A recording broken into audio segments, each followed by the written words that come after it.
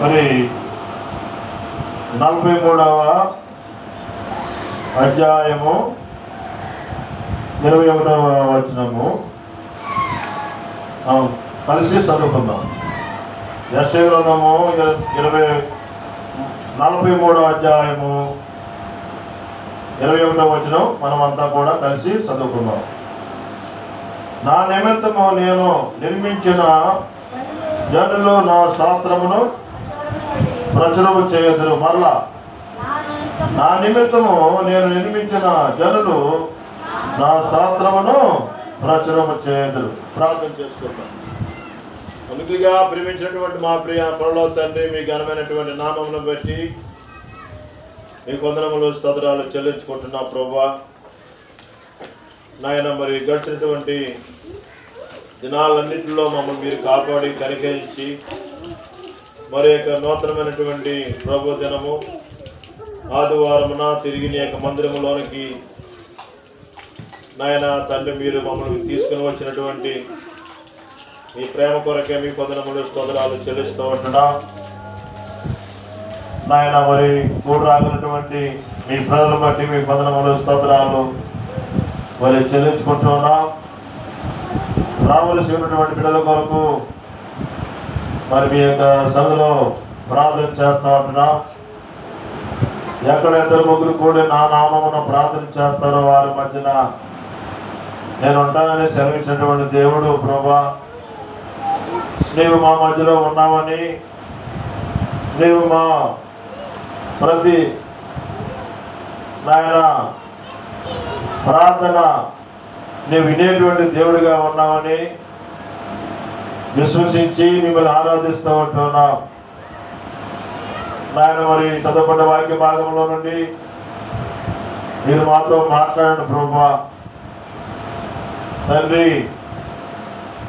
వాక్యం మీది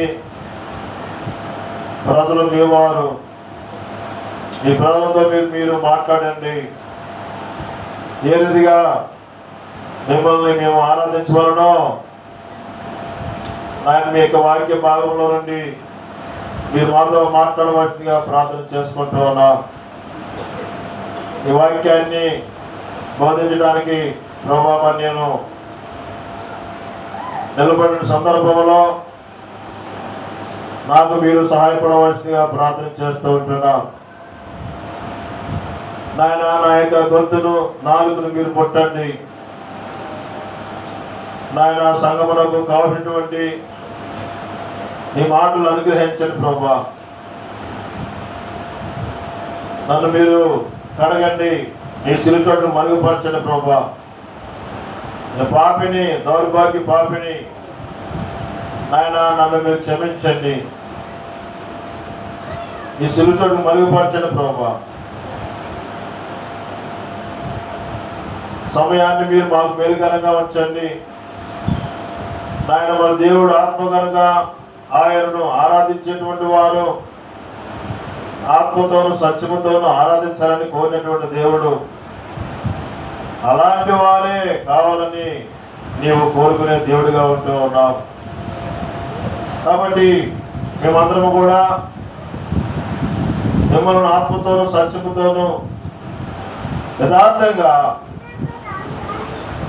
ఏదైతే మా యొక్క జీవితంలో నీవు చేసినావో వాటన్నింటినీ తలపోచుకొనుచు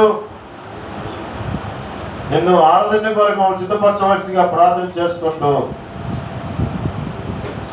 యేసు క్రీస్తు వారి ఘనమైనటువంటి నామములోనే సేవించి ప్రార్థించి బ్రతిమాడుకుంటూ నా తండ్రి ఆమేన్. దేవుని యొక్క వాక్య భాగంలో మరి మనం గమనించినట్లయితే యోహాను సువార్త 4వ అధ్యాయము 23వ వచనము 24వ వచనంలో ఒక చక్కటి మాట ప్రభు వారు జ్ఞాపకం చేసుకుంటూ ప్రభు జ్ఞాపకం చేస్తూ వచ్చినాడు. నా చదవన్నామా? అయితే యథార్థముగా ఆరాధించేవారు ఆత్మతోనూ సత్యముతోనూ తండ్రిని ఆరాధించే కాలం వచ్చుచున్నది, అది ఎప్పుడు వచ్చే ఉన్నది. తన్ను ఆరాధించు ఆరాధించేవారు అటువారే కావాలని తండ్రి కోరుచున్నాడు. దేవుడు ఆత్మ కనుక ఆయనను ఆరాధించేవారు ఆత్మతోనూ సత్యముతోనూ ఆరాధింపవలెను. చాలండి. కాబట్టి ఇక్కడ 23వ వచనంలో మనం గమనించినట్లయితే మరి అయితే యథార్థముగా ఆరాధించు అంటే ప్రభు యొక్క ఉద్దేశము ఇక్కడ జ్ఞాపకం చేయబడుతూ ఉన్నాము. అంటే దేవుని యొక్క బిడ్డలమైనటువంటి మనము ఏ రకమైనటువంటి ఆరాధన మనము దేవునికి తీసుకురావాలనేటువంటి విషయాన్ని యేసుక్రీస్తు ప్రభువారు ఇక్కడ జ్ఞాపకం చేస్తామన్నారు. ప్రభుని ఆరాధించాలంటే పెదవులతో మాత్రమే మరి ఆరాధన చేస్తే అది దేవునికి అంగీకారము కానిది. యెషయా గ్రంథంలో మనం గమనించినట్లయితే యెషయా గ్రంథము 29వ అధ్యాయం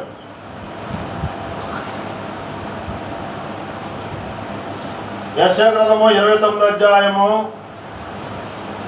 మరి 13వ వచనంలో ప్రభువారు యెషయా భక్తుడికి ప్రత్యక్షమయ్యి ప్రభు ఈ రీతిగా సెలవిస్తూ వచ్చినాడు. ప్రభు ఇలాగూ సెలవిచ్చుచున్నాడు, ఈ ప్రజలు నోటి మాటతో నా యొద్దకు వచ్చుచున్నారు, పెదవులతో నన్ను కనపరుచున్నారు కానీ తమ హృదయమును నాకు దూరముగా చేసుకొని ఉన్నారు. వారు నా ఎడల చూపు భయభక్తులు మానవుల విధులను బట్టి వారు నేర్చుకొని. ఎలాగా ప్రభుని ఆరాధిస్తూ ఉన్నారంటే పెదవులతో ప్రభుని ఆరాధించేటువంటి ఒక గుంపు ఇక్కడ కనపడుతూ ఉంది. ఏ రీతిగా ప్రభువాన్ని ఇక్కడ యెషయా గ్రంథం 29:13 వచనంలో ఉన్నటువంటి ఆ యొక్క గుంపు గురించి ఇక్కడ వాక్యంలో మనం చూస్తూ వచ్చినాం. ఎట్లాగా ప్రభుని కనపరుస్తూ వచ్చారంటే పెదవులతో కనపరిచేటువంటి వారు ఇక్కడ కనపడతా ఉన్నారు. అంటే అది దేవుని యొక్క ఉద్దేశం కాదు.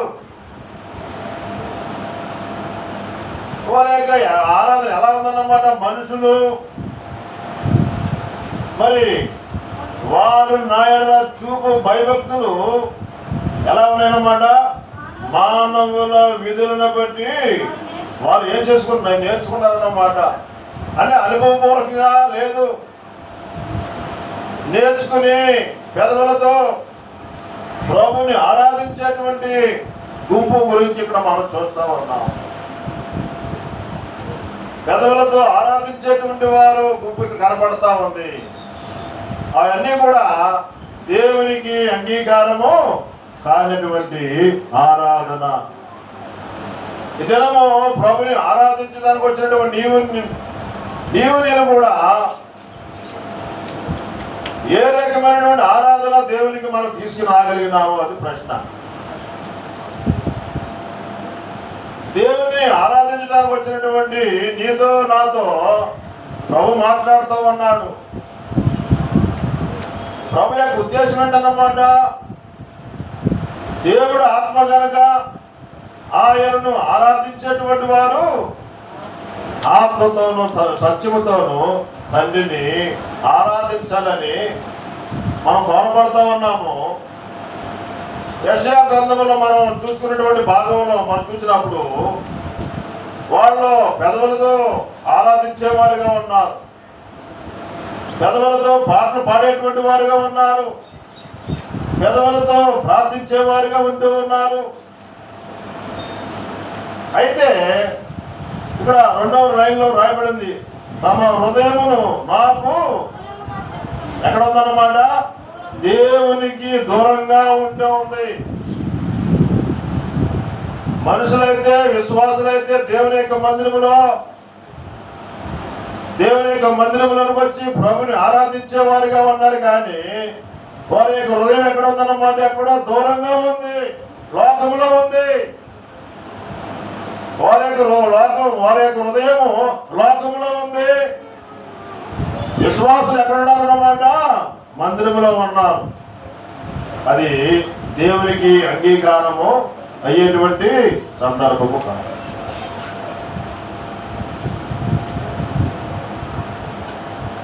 మనసు చోట మనసు మరో చోట. ఇలాంటి ఆరాధన దేవుడు అంగీకరించేటువంటి వాడు కాదు. మరి ఎలాంటి ఆరాధన ఆయన ఇష్టపడతా ఉన్నాడు? ఎలాంటి ప్రార్థన ఆయన ఇష్టపడతా ఉన్నాడు అనేది మనం ఎరగవలసినటువంటి వారిగా మనం ప్రభువారు సమరయ స్త్రీతో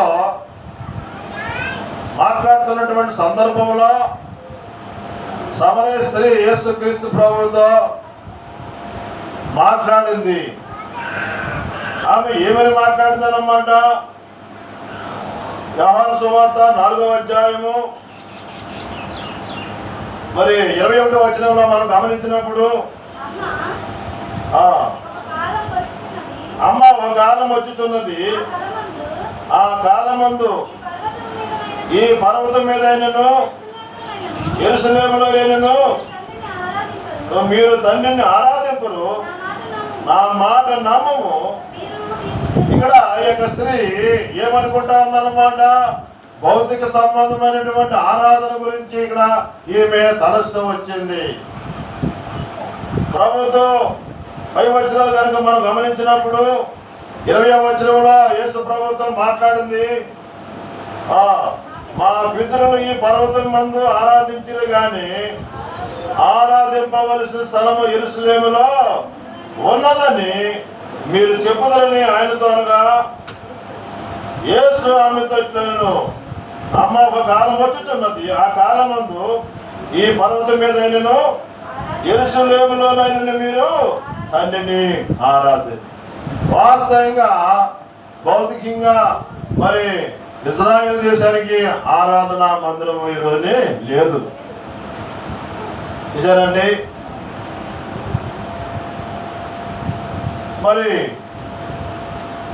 ఇశ్రాయేల్ దేశమునకు మరి ప్రభుని ఆరాధించేటువంటి మందిరం ఈ రోజునే లేదు, పోల్చబడింది. ఎక్కడ ఆరాధించాలో తెలియనటువంటి పరిస్థితి కనపడతా ఉంది ఈ రోజు. భౌతిక సంబంధమైనటువంటి ఆరాధన గురించి ఈ సమరయ స్త్రీ ప్రభుతో మాట్లాడుతూ ఉంది. దాంట్లో భాగముగా యేసుక్రీస్తు ప్రభువారు సమరయ స్త్రీతో మరి మాట్లాడినాడు. అమ్మ ఒక కాలం వస్తూ ఉంది, ఆ కాలమున మరి వాక్యములు మనం గమనించినప్పుడు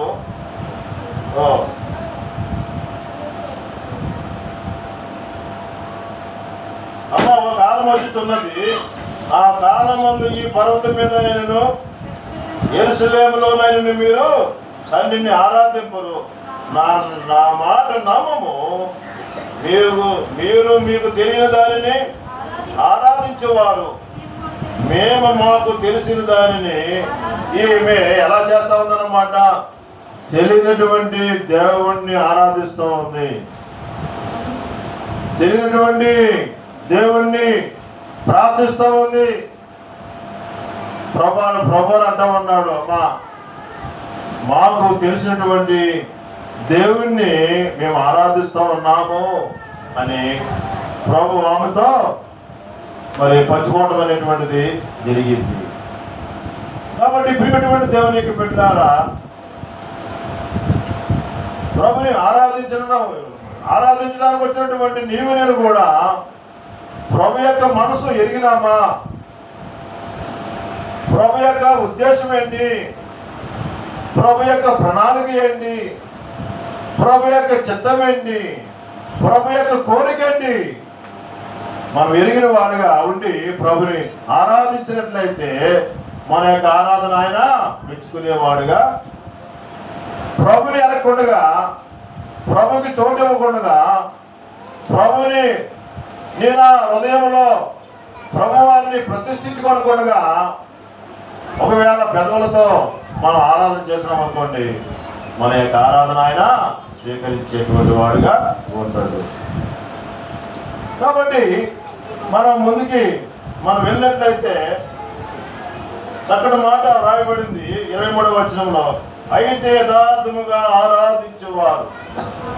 అంటే ప్రభు యొక్క ఉద్దేశం ఇక్కడ ఏం కనబడతా ఉందన్నమాట, ఆ యథార్థముగా దేవుని యొక్క మందిరంలోకి వచ్చినప్పుడు ఏ రీతికైతే మన యొక్క ప్రవర్తన ఉంటుందో, దేవుని యొక్క మందిరం వచ్చినప్పుడు మన యొక్క విధానము, మన యొక్క ప్రవర్తన ఏ రీతిగా అయితే ఉంటుందో, లోకంలో ఉన్నప్పుడు కూడా అదే నమూనా మనం కలిగి ఉండాలి. యథార్థమైనటువంటి ఆరాధన నీ నుండి నా నుండి కూడా ఆయన ఆశించేవాడుగా ఉంటూ ఉన్నాడు. దేవుని యొక్క మందిరం వచ్చినప్పుడు ఎంతో చక్కగా ఆరాధన చేసి మన ఇంటి దగ్గర ఉన్నప్పుడు లోకానుసారమైనటువంటి విధానంలో మనం వెళ్ళిపోయినాం అనుకోండి, అది దేవునికి ఘనత తీసుకుని వస్తుందా? దేవునికి ఘనత తీసుకురాలి. దేవుని యొక్క మందిరంలో మంచి సాక్ష్యం ఉండవచ్చు, దేవుని యొక్క మందిరంలో చక్కగా ఆరాధన చేయవచ్చు. అయితే ఇక్కడ ప్రశ్న ఏంటన్నమాట, లోకంలో ఉన్నప్పుడు, నీ ఇంటి దగ్గర నీవు ఉన్నప్పుడు, నీ ఉద్యోగం చేసుకున్నటువంటి స్థలంలో ఉన్నప్పుడు ఏ రీతిగా మన యొక్క ప్రవర్తన ఉంటా ఉంది, మన సాక్ష్యం ఎలా ఉంటా ఉంది, అది యథార్థత. దేవుని యొక్క మందిరంలోకి వచ్చినప్పుడైనా లేక మనం ఉద్యోగం చేసుకున్న స్థలాల్లో అయినా కూడా మనం ఎట్లా ఉండాలన్నమాట, యథార్థమైనటువంటి ప్రవర్తన, యథార్థమైనటువంటి జీవితము, యథార్థమైనటువంటి మాటలు, యథార్థమైనటువంటి క్రియలు మనం కలిగి ఉండాలి.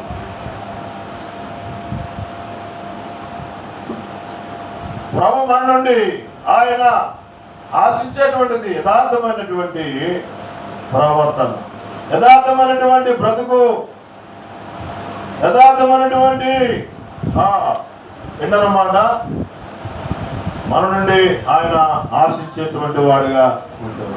ఎందువరకు అన్నమాట, ఆయన యథార్థపరుడు. యథార్థంగా ఈ లోకంలో ఉన్నప్పుడు యథార్థంగా ప్రభు యొక్క సేవ చేసినటువంటి ప్రభువు యథార్థంగా మాట్లాడినాడు. తన యొద్ద వచ్చినటువంటి వారికి ఆయన సహాయం చేస్తూ వచ్చినాడు. తన యొద్ద వచ్చినటువంటి వారిని ఆయన స్వస్థపరిచినాడు. తన యొద్ద వచ్చినటువంటి వారిని బాగు చేసినాడు. తన యొద్ద వచ్చినటువంటి వారిని ఆదరించినాడు. తన యొద్ద వచ్చినటువంటి వారిని ప్రేమించినాడు. దేవుని యొక్క వాక్యములో మనం గమనించినప్పుడు, నా యొద్దకు వచ్చే వారిని నేను ఎంత మాత్రము కూడా బయటికి తోసివేసేటువంటి దేవుడు కావాలి. కాబట్టి ఇక్కడ మన యొక్క ఆరాధనలో ప్రభువు కోరుకునేటువంటి, ఆయన కోరేటువంటి మాట మనం గమనించినప్పుడు, దేవుడు ఆత్మ కనుక ఆయనను ఆరాధించేవారు ఆత్మతోనూ సత్యముతోనూ ఆరాధించాలని మనం కోరపడతా ఉన్నాము. పై వచనంలో మనం చూసినప్పుడు అయితే యథార్థముగా అది మనం జ్ఞాపకం చేసుకోవాలన్నమాట. మన యొక్క మాటల్లో, మన యొక్క ప్రవర్తనలో, మన యొక్క జీవితంలో, మన యొక్క సాక్ష్యంలో యథార్థమైనటువంటి దాన్ని ప్రభు నీ నుండి నా నుండి కూడా ఆయన ఆశించేటువంటి వాడిగా ఆయన ఉంటూ ఉన్నాడు. ఎందుకు ఒక మాట ప్రభు జ్ఞాపకం చేస్తూ వచ్చినాడు,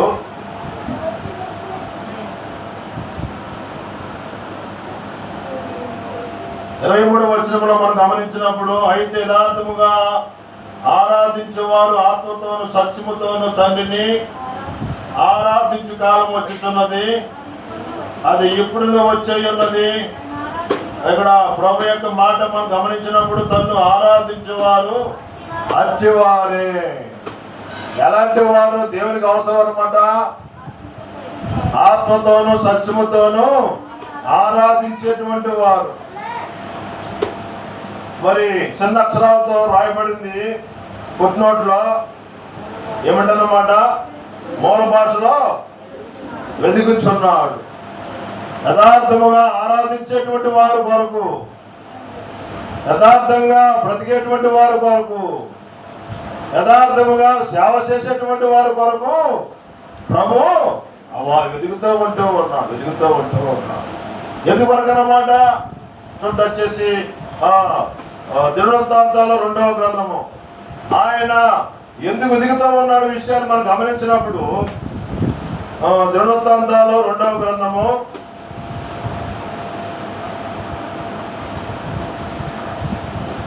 16వ అధ్యాయము 9వ వచనంలో ప్రభు యొక్క ఉద్దేశం ఏంటన్నమాట? తన ఎడల యథార్థ హృదయం గల వారిని ఏంటన్నమాట? ఎందుకు ఆయన వెతుకుతూ ఉన్నాడు? ఎందుకు కనిపెడతా ఉన్నాడు? గమనించండి. ఎందుకు ఆయన లోకమంతా కూడా మరి ఆయన దేని కొరకు ఆయన సంచారం చేస్తా ఉన్నాడు అనేటువంటి విషయాన్ని మనం గమనించినప్పుడు, బలపరచడం కొరకే. తన ఎడల యథార్థ హృదయం గల వారిని బలపరచడం కొరకే యెహోవా కనుదృష్టి లోకమంతటా. లోకములో ఎక్కడ ఏ మూల కూర్చున్నా కూడా, ఏ స్థలంలో, ఏ గ్రామంలో, ఏ పట్టణంలో ఉన్నా కూడా ప్రభు యొక్క కనుదృష్టి నిన్ను నన్ను కూడా కనబెడతా ఉంది. ఎందుకనమాట? తన ఎడల యథార్థమైనటువంటి వారిని, తన ఎడల నీతివంతమైనటువంటి ప్రవర్తన కలిగినటువంటి వారిని, తన ఎడల భయభక్తుల వారిని, తన ఎడల విశ్వాసము కలిగి, తన ఎడల ప్రార్థన జీవితము కలిగి, తన ఎడల ఆరాధన జీవితము కలిగి ఎవరైతే యథార్థమైనటువంటి జీవితము కలిగిన వారుగా ఉంటూ ఉన్నారో అలాంటి వారిని ప్రభు ఏమంటా ఉన్నాడు అన్నమాట? బలపరచుడు కొరకే. ఆయన నిన్ను నన్ను కూడా బలపరచాలని, నిన్ను నన్ను కూడా మరి ఆయన మనల్ని స్థిరపరచాలని, ఆయన మన యొక్క గాయాలు కట్టాలని, ఆయన మన యొక్క దుఃఖాన్ని ఏంటన్నమాట తీసివేయాలి. చూడొచ్చేసి యెషయా గ్రంథంలో చక్కటి మాట రాయబడుతుంది.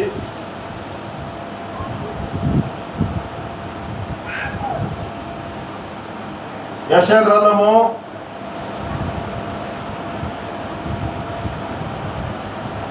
54వ అధ్యాయము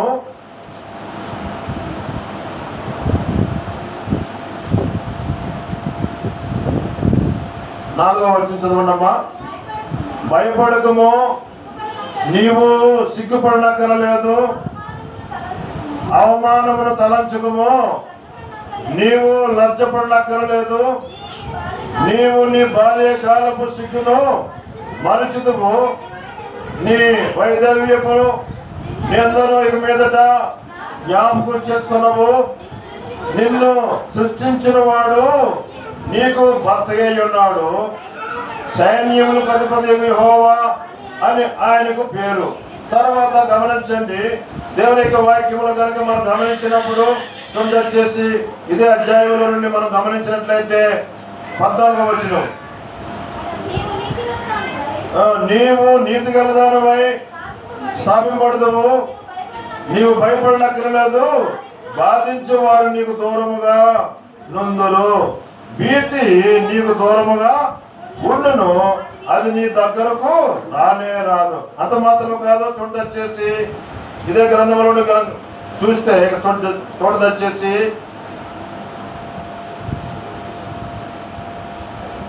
యెషయా గ్రంథము 61వ అధ్యాయము దేవుని యొక్క వాక్యంలో మనం గమనించినట్లయితే వచ్చేసి 2వ వచనంలో యెహోవా హితవచనమును మన దేవుని ప్రతిదండన దినమును ప్రకటించుటకును దుఃఖాక్రాంతులందరినీ ఓదార్చుటకును దేవుని యొక్క మనసు, దేవుని యొక్క వాక్యములు మనం గమనించినప్పుడు, మొదటి వచనంలో కూడా మనం గమనించినప్పుడు ప్రభువు యెహోవా ఆత్మ నా మీదికి వచ్చి ఉన్నది, దీనులకు సువర్తమానము ప్రకటించుటకు యెహోవా నన్ను అభిషేకించెను, నలిగిన వారి హృదయమును ఇంటనమాట. మనం ఈ లోకంలో మనం ఉంటూ ఎన్నో బాధలు, ఎన్నో కష్టాలు, ఎన్నో ఇరుకులు, ఎన్నో అవమానాలు గుండా మనం నడిపించబడతా ఉన్నాం. మరి ఇలాంటి ప్రతికూలమైనటువంటి స్థితిలో, ప్రతికూలమైనటువంటి దినాల్లో మనం సంచరిస్తూ ఉంటూ ఉన్నాం. అయితే ప్రభు మనలను విడిచిపెట్టేవాడు. దేవుని యొక్క వాక్యంలో మనం గమనిస్తూ ఉన్నాము, నలిగిన హృదయం గల వారిని మనం ఎట్లా ఉన్నామన్నమాట, యేసుక్రీస్తు ప్రభు వారిని, ఆయనను మన సొంత రక్షకునిగా అంగీకరించకపోవడము మన యొక్క హృదయం ఎట్లా ఉందన్నమాట, నలిగిపోయినటువంటి పరిస్థితి, దుఃఖపడే పరిస్థితి, కన్నీరు కార్చేటువంటి పరిస్థితి మన జీవితంలో ఉంటూ వచ్చింది.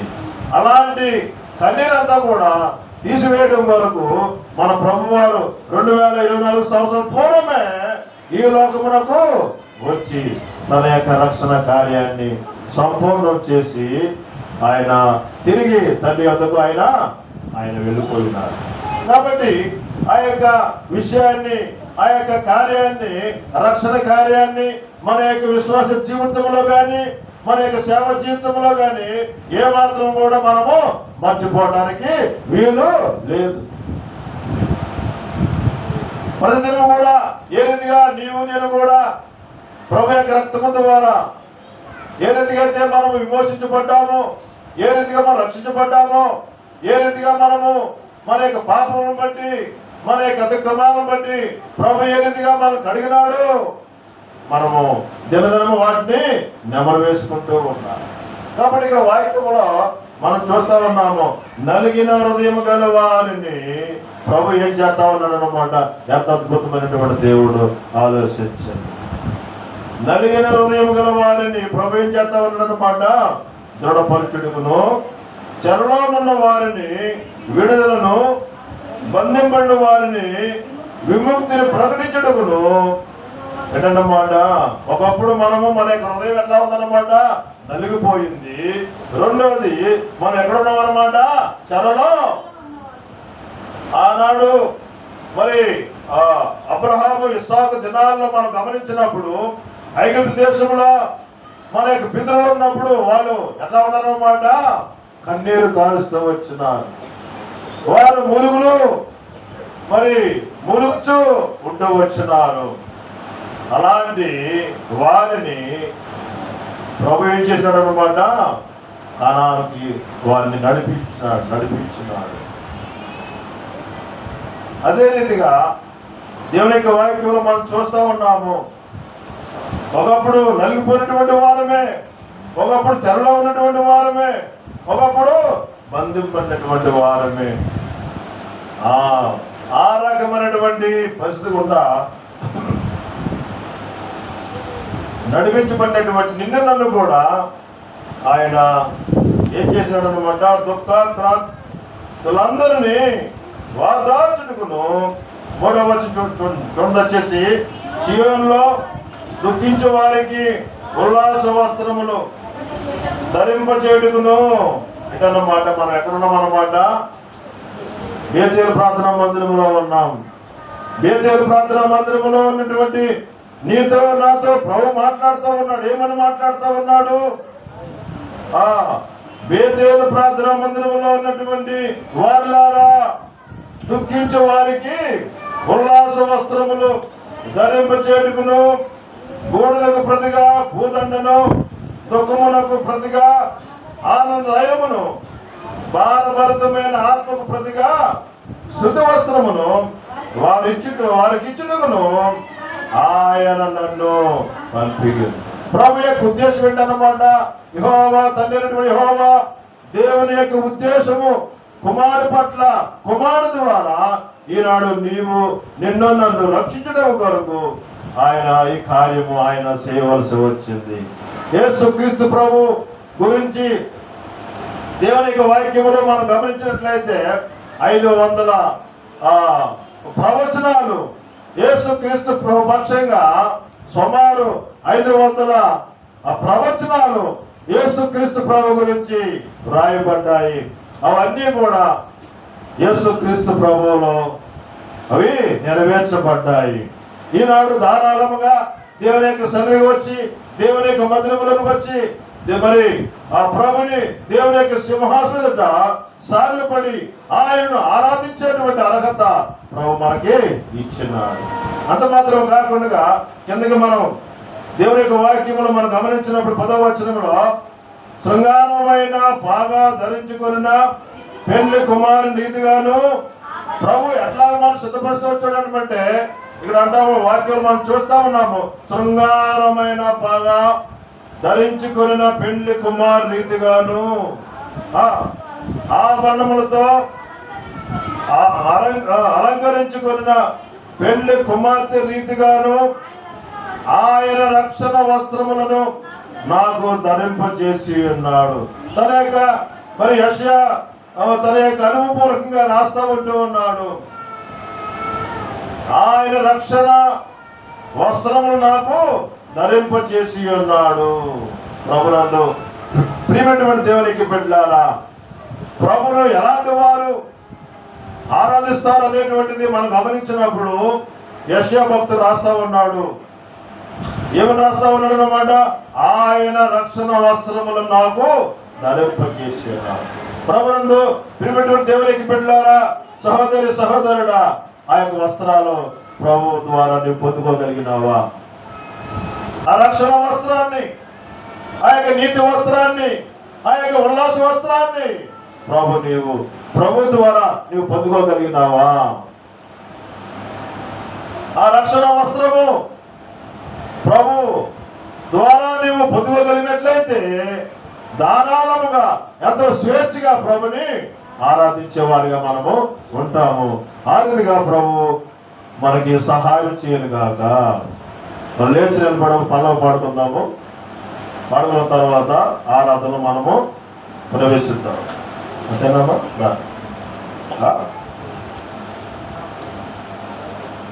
ఓకే, తమ్ముడు చెప్తా ఉన్నాడు. ఆరాధన అయిన తర్వాత పల్లవ పాడుకుందామని చెప్తా ఉన్నాడు. ఒక సహోదరుడు ఒక సహోదరి ఆ రీతిగా ప్రభుని గణపరుచుకుందాం.